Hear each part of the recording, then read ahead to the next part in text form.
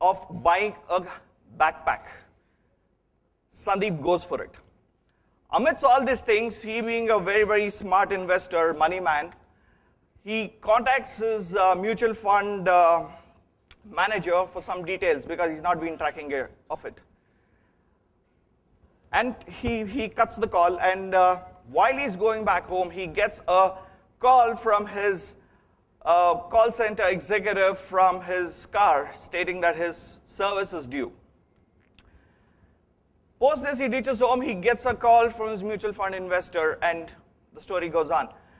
Friends, what I'm trying to highlight is one thing is seen in common in the short play which you and I can relate. It's the speed of execution. And execution driven by big data and analytics. So let us together explore that speed of execution, because what I define personally is big data is business of everything. So certain facts I just want to highlight and just run to you through pretty quickly is today, whether Sandeep is talking on a phone, he's driving a car, he's swiping a card at a point of sale outlet, he is generating data. Enterprises today are generating 1,000 times more data than did a decade ago. We have heard lots of stories from the morning till now on the data explosion piece. Google processes 100 billion queries a month. I was just looking at the statistics just before I'm speaking, and the statistics state that a month 5.9 billion queries are generated. Look at the internet penetration. There are 2.7 billion internet users and 1 billion Facebook users. Now, by population, if you go, Facebook would be a third largest country. The 400 million tweets per day. Walmart generates 1 million customer transactions per hour that relates to 2.5 petabytes of data. The total mobile subscriptions is 6.4 billion. That makes it 96% of penetration of mobile subscription. 7 billion is the world's population. Now, because one person holds multiple phones, the unique subscription is 4.5 billion. And I don't have a confirmed report, so that's why I'm saying are expected to hit 1 billion units in 2013. This is according to ITU, which is a credible organization. Every flight generates 1 terabyte of data. More than 30 million network sensor nodes. Sensor nodes are these sensors where it collects the information about the machines. It can be heart pacemakers, it can be in the flights, it can be in steam engines, it can be in oil and gas explorations. So this is brought about by the IP addresses connected over the internet. Analytics, and that's why I define as data is the new product, and it is digital and extremely valuable. So let us try to understand before we go further into two disruptive forces, which is internet and mobility. As I stated in my facts page, that internet and mobility penetration, how they're interconnected, what it happens is there's a huge explosion, right? So there's a need of enterprises to optimize the ever increasing infrastructure need, which means cloud comes into the play, right? Because of the high usage, high costs in infrastructure needs. And because of, we heard about the traditional data technologies not being adequate to handle such kind of data, we have big data technologies coming into play. And today there's a need for analytics to understand the trends, to give a business value, to build models, to take decisions. And decisions today, real time is a benchmark. So analytics investments in IT have happened for the need for enterprises, to make faster and accurate decisions, and to get a holistic, not isolated, holistic view of how a business is performing. So you have some disruptive trend going towards maximum, which is social mobility analytics and cloud. Surrounding this is your analytics. Top front, you can define it in any way. So analytics does not happen in isolation. I just want to highlight a small thing about, a small point here about analytics. Analytics is a complementary of today. It's very, very complementary approach which is being taken. One which is information driven, and one which is experience driven. Correct? So if we look at Sandeep's purchases, right? He bought a sleeping bag. He bought a hiking shoes. That was an information. Okay? Now, by experience, now by historical data, these are sequential buying patterns and a cluster buying pattern. So people who have bought sleeping bag and a hiking shoe in the past have a propensity of buying a backpack also. So that's why the point of sale executive gave him an offer that we will give you a discount, would you go for it? And that's exactly what happened. Game changing, surely for me. So what I'm trying to say is analytics doesn't happen in isolation, and this evolution of analytics happened over a period of time. Now let's come to strategy, okay? Now, according to Gartner, big data analytics figure in the top 10 strategic trends for 2013. Now, economists recently published an article saying that, big data analytics, smart machines, which I'll be speaking about the Internet of Things, are the disruptive trends which is going to stay for the next decade. Now, I'm not sure how the next decade he came up to, but that's what he's saying. And big data today is a boardroom discussion. That's why at the start when we had the panel discussion, I was talking about the sponsorship from the board. That's important. Big data is not an initiative.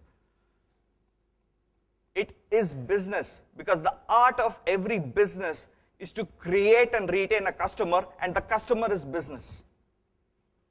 Okay, and a sponsorship from the board is as important to align your IT and your business strategy. So today, essentially, if you have a problem, it's a big data problem. Okay?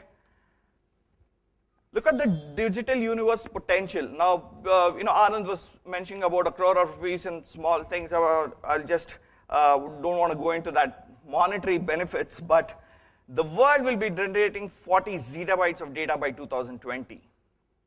Okay?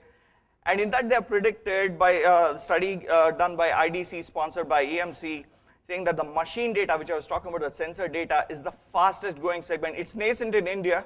It's still nascent in the US, but it's going to grow fast, and it's going to occupy data of 41% of the overall digital universe. Emerging markets. Already the developed markets being classified as USA, New Zealand, Japan, Western Europe, and Australia. These are not potential markets now. The emerging markets are the BRIC nations like Brazil, Russia, India, China. These are all rising emerging markets. And the data potentially valuable from this, if tagged and analyzed, is potentially to be 23%, will grow from 20% to 33%. When you talked about metadata, right? Metadata has 3 dimensions. When I was talking about, let me highlight, it's one, the location, it's a time, and the date. Okay? So when you're looking at it, look at the game changing.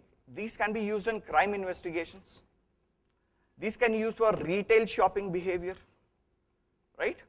And it can be used, let's talk about medical equipment. Medical equipment, you heard of remote medicine? Remote monitoring, like even the pacemakers, the doctor takes an image and sends to the data center.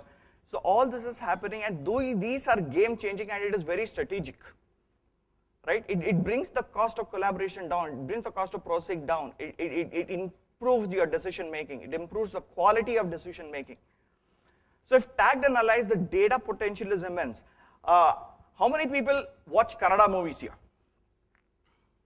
Okay, have you heard of a movie called Lucia? What does it do? What did it do? Okay, let me explain. What Lucia producers did was they went social, saying that I want to raise money for my film. People like you and I contributed right from 10 rupees to around 5 lakhs. So I'm a producer of a movie like you and you. Game changing, Absolutely. Let's look at the big facts. Okay, we are talking about big data, so everything is big, okay? I know my size is big, but still. Big data global market is going to exceed $50 billion by 2017.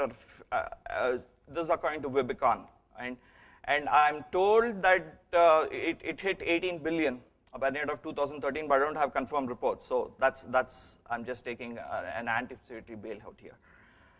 And just look at certain facts, okay? And we'll have to really look at the things in perspective here. And look at the big data venture funding. It's on the rise. 4 years, there's a venture funding into big data specifically was 4.9 billion, 4 years. In 2013, there was 30 million a month. 3.6 billion were raised. Gartner predicts 2,000 billion in IT spending through 2016. On an average, there are 20 funding deals. I'm not talking the conversions. There are 20 big data funding deals per month. There were 3 big IPOs. I'm just listing out the 3 big IPOs. They're a huge list, but I thought I'll just pick some top 3 over the last 2-3 years. And the biggest has been Splunk, which raised 331 million. Okay? And also, this gave an emergence, right? I start off my topic saying that data explosion has led to an opportunity in analytics, and analytics driven by big data, okay? And if you look at the venture funding purely focused on big data, KPMG Capital, 100 million, okay? Data Fund 2, 100 million, right? The 100 plus acquisitions which happened in 2013, and that's a visual breakup. Not sure this is done by Gramener, so Anand will have to answer this. But fantastic, these are good stories, and this is business. And big data startups are buzzing and screaming loud. That's the extent of opportunity that we have, okay? And is it a big strategy? Surely, a big yes. This is business. You're talking about $50 billion. You're talking about 100 plus acquisitions. You're talking about big venture capitalists growing, 20 funding deals a month, exponential rise per month of 30 million funding. This is, why would people invest? Of course it's strategic, right? So it's a game changer because they see huge potential in the business there. Some of the key answers that big data can give you, this is not an exhaustive list, but you can bucket it in certain areas, is it changes the business you are in. It improves the business value proposition. I'll give you one use case where, it's a logistic company. They were wanted to just track through RFID technologies into the tracking their shipments, right? They want to look at certain trends. Whatever in between, they're generating exhaust data. And this was bought by the clients. I want to know worldwide, in this route to a particular country, how many of my competitors are also going. They're monetizing their data, right? It improves your business value proposition. I was talking, let me come to Internet of Things, because I'm talking, it is the next, my favorite topic, it is the next in the decade. Now, in the year 2011, there were 50 million flight hours in the aviation industry. Aviation industry is very, very pressurized, right? It's a very margin game. Turbine fuel is high, all that stuff. I don't want to go into details, but that is a very, very high cost industry. It takes on an average $1,200 per flight per hour for maintenance of the aircraft. Okay? $60 billion maintenance bill per year. If a preventive maintenance is applied, the cost savings are huge, which maintenance by, I think Amazon, I think Ganesh was talking about it, right? It's rather than maintenance by demand rather than maintenance by schedule, okay? And what happens is, it's a business value proposition, right? I'm going to save money. Why big data is just not strategy because it is a game changing. It is changing my business, it's improving my business margins. And serendipity is to maintain my schedules, I improve my supplies. To do maintenance, I need supplies. So I need to maintain my relationship with my supply chain vendors into what supply, into what part, what point of need I need. Third thing is interconnecting is the staffing of maintenance, optimization, staff optimization, which will increase the productivity. So you're seeing how one problem, okay, this is a true case study, gentlemen and ladies, that one problem of saving maintenance cost led to optimizing your inventory, increasing your productivity of staffing. These are all serendipity. Okay, the business objective started with that. Okay, improve your business metrics. It's a dashboarding. Okay, I want to know what sales are made. I can track my sales guys. I can track how my business is performing. Okay, it gets you closer to the customer. Moment of truth. Have you heard this term, moment of truth? It's what the customer says is the moment of truth. It gets you closer to the customer. What your customer is saying about you makes you do the real-time decisions. It helps you target new customers. Predominantly, when IT companies go to companies, they should talk to the IT people of your business. Now it's a line of business. Shift a customer. I know one, in my experience, I used to always pitch to a CFO. Through, at least in 2-3 of large transformation deals, not only in my present company, in my previous company also. But I also got an opportunity to pitch to a CMO, Chief Marketing Officer. He's saying what my customers are saying. You're seeing a shift, right? And it helps you to differentiate. You would have a differentiation, but big data will help you to differentiate further. In effect, these are the key things which will formulate a strategy, and the how part will come with your technology team coming together, understanding the technology landscape, building models, getting into the business objective, business drivers, all those things will fall. But a big data strategy will answer your questions. Now coming to the game-changing trends. Now traditionally, let's look at the use cases, okay, and the analytics. Now predominantly when analytics started out, it started with all transaction data, mostly in the financial sector, correct? Now big data is a recent phenomenon, right? That time you didn't have unstructured data at that point of time. So I want to know, how many sales I made, in which region. It's all a descriptive part of a thing. So finance sector was getting high traction into the analytics space. So today it's mature. Like I can identify a fraud account. Is someone taking over account fraud? In property and casualty insurance, you can predict a claims fraud. Okay, underwriting. National Bureau of U.S. Statistics state that a claims fraud. Okay, let me first explain. In the insurance sector, there is a business metric, which is your claims paid divided by your total operating expense plus your premiums calculated. So the lower the ratio, the better you are, correct? I'm paying lesser claims, but out of the claims, they are fraudulent claims. Now, how big data is done, it can even identify a claims fraud before it happens, because they have said that it's 6 to 8% is the claims fraud. And underwriting fraud also. See, what happens is when people give data, verification, things get messed up. Like a commercial truck driver will give that he's doing insurance for a passenger vehicle, and usually the commercial insurance is much larger.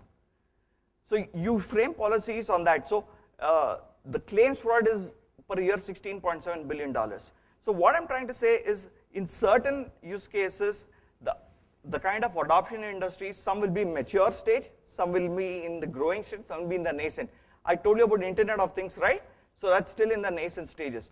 Now, whatever be it, whenever a technology disruption happens, you've seen about this curve in your MBA classes, if you have done an MBA, that any disruption happens, there are certain innovators who absorb it very fast. They're early adopters, early majority. It takes a bell curve. So leave the business models aside. So if you look at these use cases, they're in various stages of their adoption, okay, based on the maturity, like early market to a main street, which is digital marketing, because social is what is all about, right? So they're in a very, very mature stages. And looking at some kind of a strategies can be devised by the enterprises. So typically, I just read this in an article and I thought it was beautiful, and many of the things get covered here holistically. You have two data types, one is transactional, one is non-transactional, and based on the business objective, there's certain strategies, okay? One business objective, I want to track my performance. Enterprise will come and say, I want to track my performance, and you can have the dashboarding, real time, Amazon, Ganesh talked about that real time streaming, stuff like that. Second is a data exploration. I can, based on a historical trend, I can predict what's going to happen. Like customer churn has already happened. If I can identify, based on my information and experience, that when will the next customer churn happen? That's data exploration, right?